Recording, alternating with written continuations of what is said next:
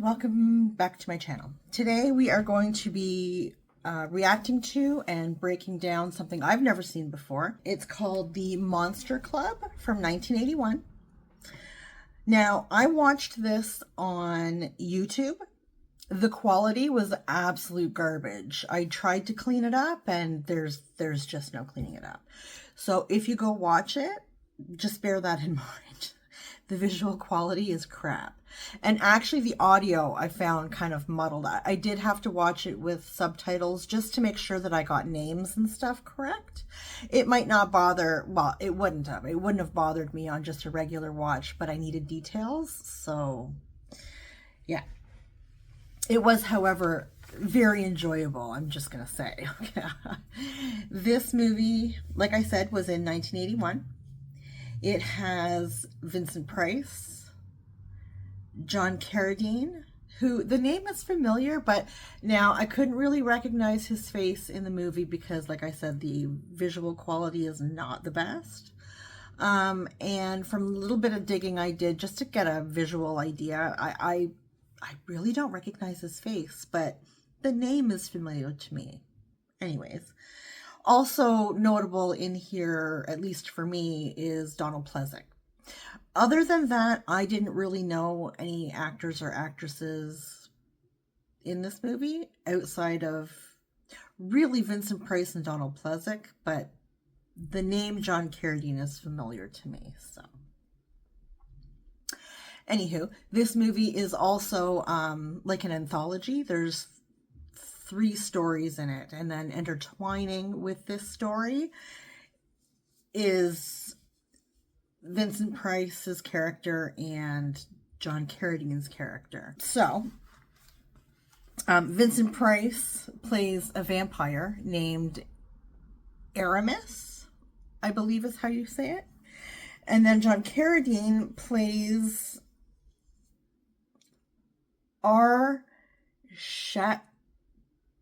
Chatwind, I think it's Chatwind Haynes, who is an actual horror writer in real life. So he's playing like a fictionalized version of this Chatwind Hayes guy. Okay. So we have like an epilogue, which introduces sort of everything. So we kind of open up with a, like I said, a fictionalized version of the author Chatwind Hayes, okay? He is approached on the city street by a strange man who turns out to be a starving vampire named Amos. Amos bites the writer, and when he sort of, I don't know, comes to or whatever, the scene cuts, and then we see them, you know, he's kind of, the writer's kind of rubbing his neck, and Aramis is kind of, you know, kind of fixing his jacket. And he thanks the writer for, I think he says something like, thank you for your donation or whatever, right? in Vincent Price glory, right? I love how he speaks. It was the best blood I have ever tasted.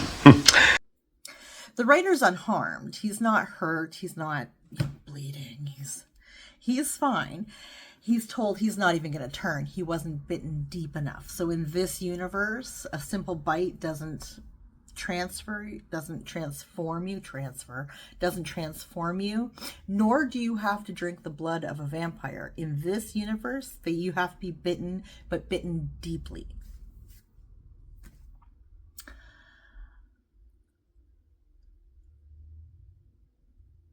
As a thank you, Aramis wants to take, I can't keep saying the name because I'm positive I'm saying it wrong. I'm just going to call him the writer. Aramis wants to take the writer as a thank you to the Monster Club. He says it will give him lots of different things, new and different ideas, things to write about, more information, right? Because he knows that this man is a horror writer. See all these weird and wonderful supernatural type creatures, and there's like this band performing on stage, and while they're at the club, Aramis gives our writer kind of a breakdown of the monster's genealogy. There's like this thing on the wall, right? And the writer asks Aramis about it. He tells the writer that it begins with 3 main primate monsters: vampires, werewolves, and ghouls. While explaining the different monsters based on who mates with who, right? So there's, after the 3 main, there are subcategories.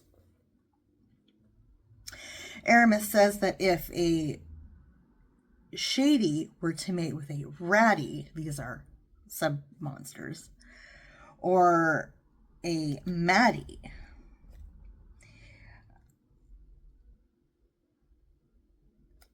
each of these is a mix of 2 primate monsters, okay?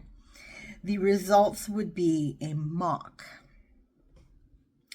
which, he explains, is a nice way of saying a mongrel, a mix, right? Aramis goes on to explain the rules of monsterdom. That vampires suck, right? They suck blood. Maddies yawn. It said what mocks do, but it wasn't what the subtitles were saying. Could not have been what was being said, and I couldn't make it out. So that's a big question mark.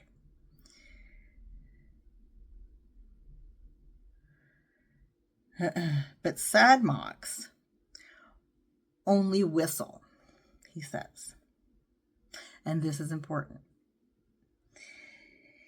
He further explains that if a mock were to mate with any other hybrid, their offspring would be called shadmocks. Oh, the shadmock. I said sadmock earlier. It was shadmock. Sorry. It's the shadmocks that whistle. And the shadmocks are the lowest in the monster hierarchy. And this brings us to our first story, okay? The shadmock.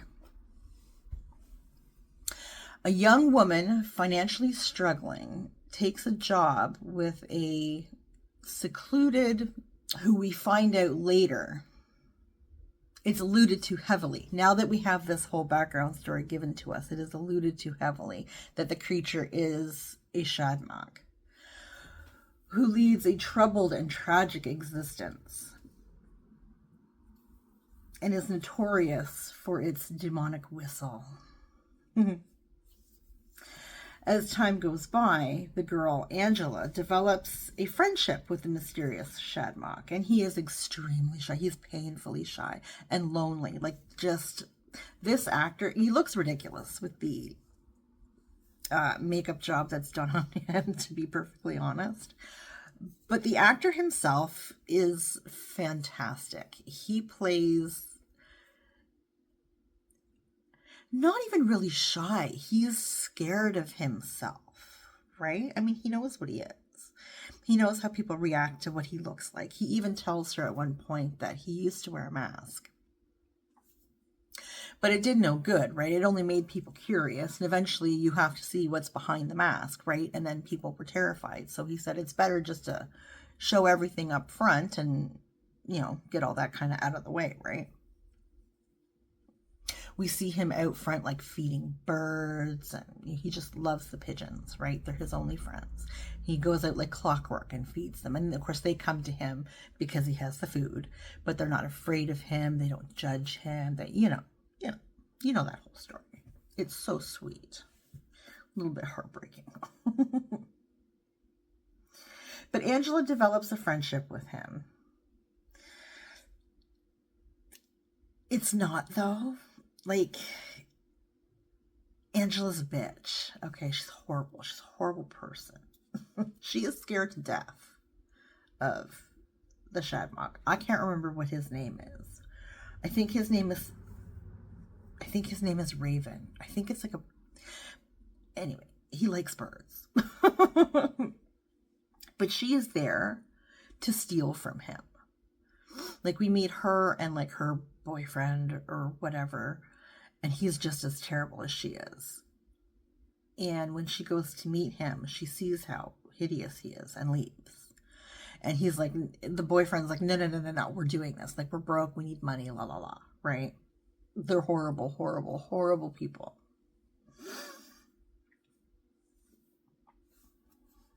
The Shadmock even eventually proposes to her. Like, he is just completely enamored. He brings her all kinds of flowers. He fills a room. She's in this room cataloging all his stuff for him, right? And he fills this ginormous room with fresh flowers for her. Like, oh my God. House owner. Alarmed by this, Angela refuses. But her controlling boyfriend forces her to go through with it to gain the Shadmock's wealth, right? Like, they know he has money. They know, like, all the trinkets and stuff. Like, this huge place is just filled with shit. And he wants her to... He's got to have a safe, right? That has, like, cash and smaller things that they can hawk, right? Sell, auction, whatever, right? They want money. That's all they want. It's horrible. On the night of the engagement party, Angela is caught robbing the Shadmock's safe and screams that she could never love him, right? She just goes on and on about how ugly he is and he's atrocious and she's terrified of him and all of this, right? Meanwhile, he's just like, you want the money, take the money. I don't care. Just tell me that you love me and that we're still getting married. That's all he cares about.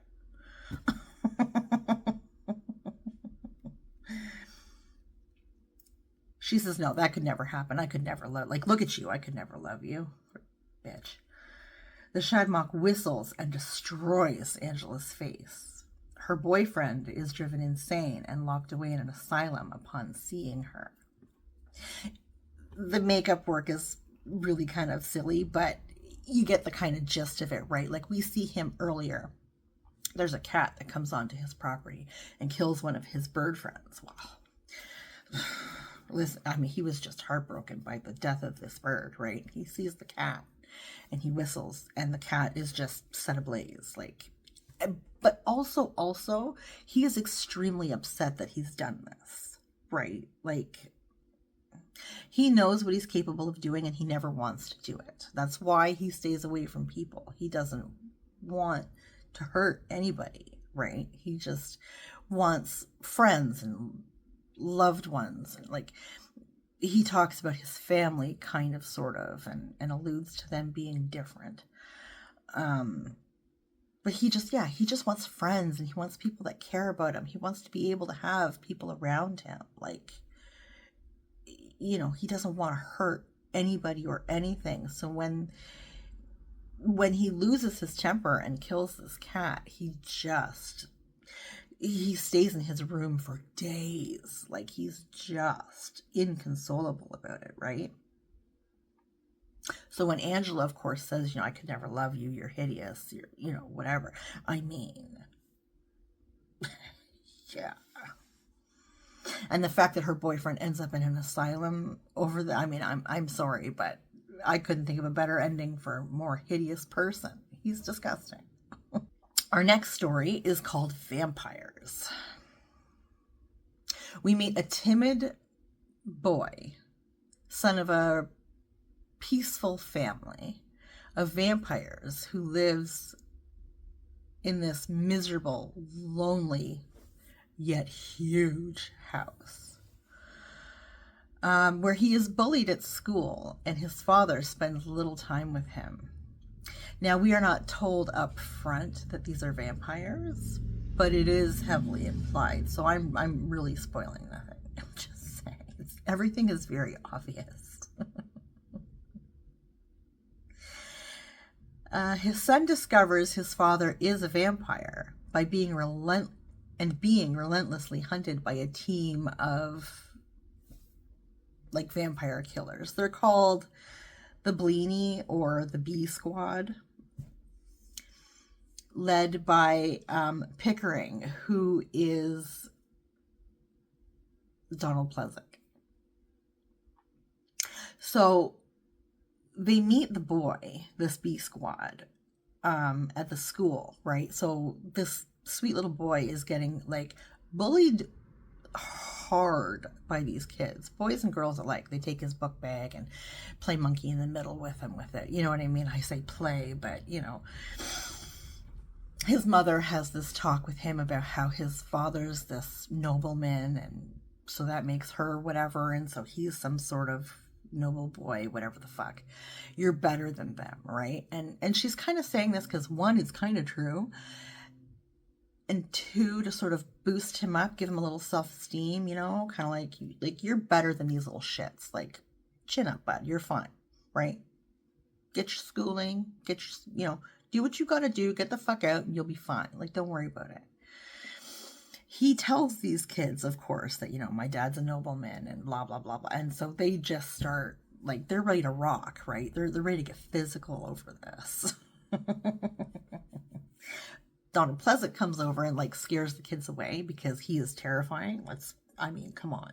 No matter what, he's Dr. Loomis. And although he tries to be sweet, he is absolutely terrifying. And he says to the boy, you know, like, he tries to say, you know, I'll walk you home. I'll keep you safe. He says, I can't talk to strangers. He says, I'm not a stranger. I'm with the church. Oh my God. Offers him a caramel. Oh my God. And the boy says, you know, like, he asks him about his dad and whatever. And he's like, I don't see my dad very much. He works at night and sleeps during the day. And I think he's trying to escape something, and, you know. And Pleasant convinces him to go down into the basement. And, you know, just when your mom goes out, just go down and see what's going on down there. You know, she doesn't have to know. It's fine, right? She doesn't need to know nothing. So he does. And when he goes down, I mean, he sees his dad sleeping, like, in a... I don't know, but he gets all freaked out and runs out of the house. And when he runs out of the house, he runs right into these vampire hunters. And the hunters break into the house, and they force the boy to go downstairs with them. And they stake the vampire. They stake Dad, right? But the tables are turned when the father wakes up, like, you know, as he's getting staked. He wakes up and he bites Pickering. Meaning that he will now have to be staked by his own people. And the scene is hilarious. Now, if you could just see your way to laying out nice and flat like, well, there'll be old doings through your ticker in a jiffy. He tries to talk them out of it. Whatever. He tries to run away, but they catch him, of course, and they stake him. After his men take his body away, the timid son and his mother return to the basement to find the father had faked his death using a stake-proof vest and tomato ketchup, he says. Like, it's so funny. Like, Pleasant's character even says, like, I've been hunting this guy for, like, months, and he's very crafty, and, you know, he's very smart. Like, you know, he really talks this guy up. Steak-proof vest. I love it. It was awesome.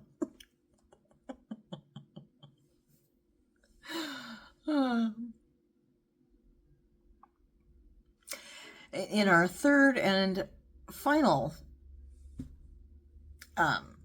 short, we have a movie director scouting for locations for his next film. He's a bit of a douche, you know, I have to do everything myself, one of these people, right?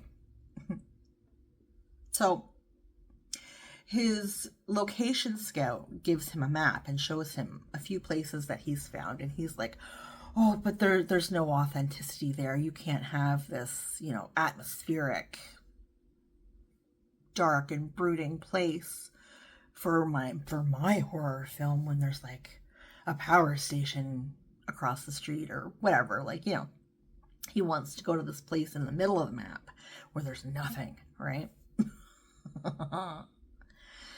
So he goes on the drive to find this place.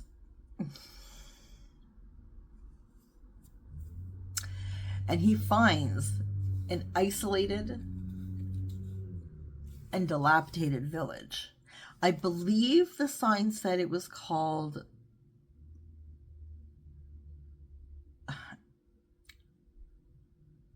Loughville? Loughville.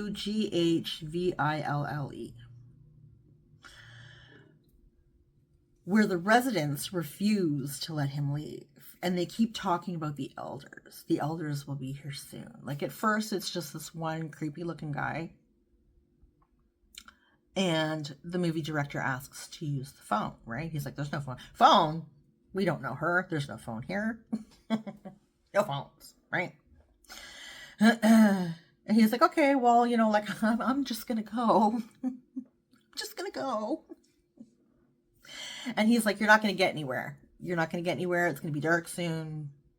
The elders will be here. Like, you're safer here. Don't go out there. It was very kind of like, I got Howling vibes originally. Like, you know, when they're in that little tavern, whatever. And mind you, they shoo them out. But they're like, stay on the path kind of deal. Like, it was kind of like, or that was Werewolf in London, but it was that sort of vibe. Wrong movie. You get the idea. You get the vibe I'm going for. Anyways, when he goes to leave, he turns around and there's like a whole fucking village in this little tiny room, right? And they're all like gray and weird looking, and they're ripped and ragged clothes, and just he discovers that the village is inhabited by a species of corpse-eating demons called ghouls, who unearth graves for food and clothes. And now there are no more graves to plunder in this village, and the ghouls are hungry for flesh. While imprisoned by the ghouls, our director meets Luna, the daughter of a ghoul father and a deceased human mother, and made their nest here. With the aid of Luna, the director attempts to escape and almost succeeds, only for Luna to be killed by the ghouls because, listen, like, no honor among monsters, okay? Listen, they wanted to eat. And the director is captured again and returned to the village by ghoul policemen. So it's almost mean. Like, he makes it to civilization, right? He gets to the edge of the forest or whatever, and you can see the highway, right?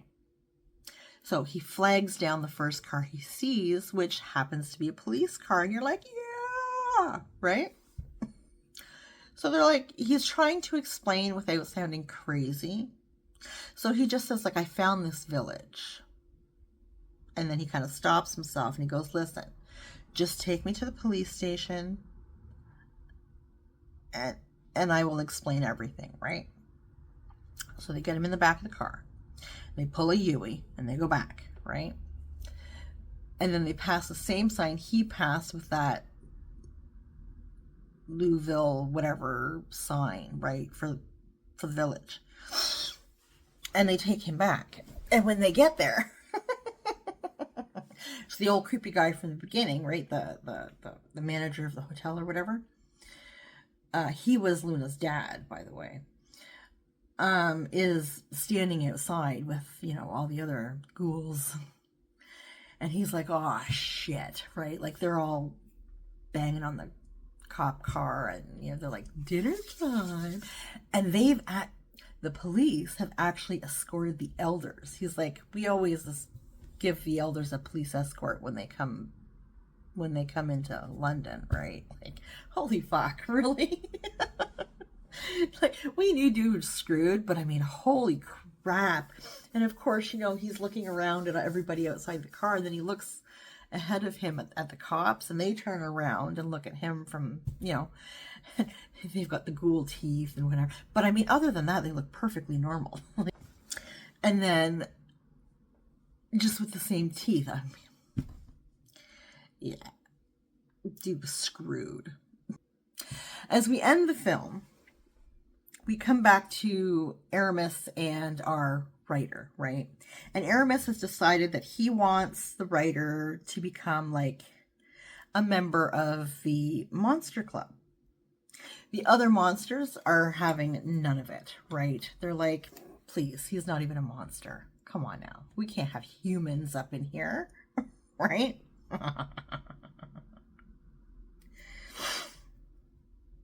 However, Aramis explains all the imaginative ways that Humes have killed each other, like, over the last, like, forever, right?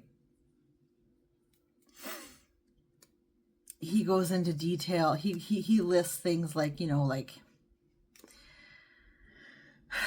guns and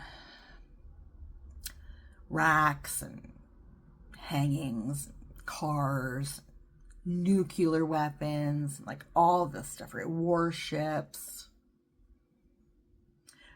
regular cars, even, like all these things, right? And all of them agree that humans are the most despicable of all monsters. And so our writer is made an honorary monster and the newest member of the Monster Club. And then they have like a big party. They dance. It's a good time. Listen, there's nothing that makes me happier than seeing Vincent Price dancing. It was great. It was great. This movie was very entertaining, and I would have loved to have seen a clearer, like a crisper version of it. I will look around and see if there's anywhere else. I did a really quick look last night, and all I could find was YouTube. So, of course, this morning, that's what I watched it on. But I will take a quick look around, and if I can find anywhere else where you can watch it on, I will link it below. But definitely you can on YouTube. Just be aware that the quality is not the best. But this was very enjoyable. I miss movies like this. You know, like back in the day when they had, like, Stephen King did one, was that Cat's Eye? Was like 3 different stories. Like this idea used to be really popular, and they're a good time. I miss them. I think they would actually work very well for audiences today because they're just short stories, right? Everybody's attention span is like squirrel. So I think they would do well today. I would like to see them come back. I enjoy them. I hope you enjoyed this along with me. And yeah, until next time, take care of yourself, and we'll see you in the next one.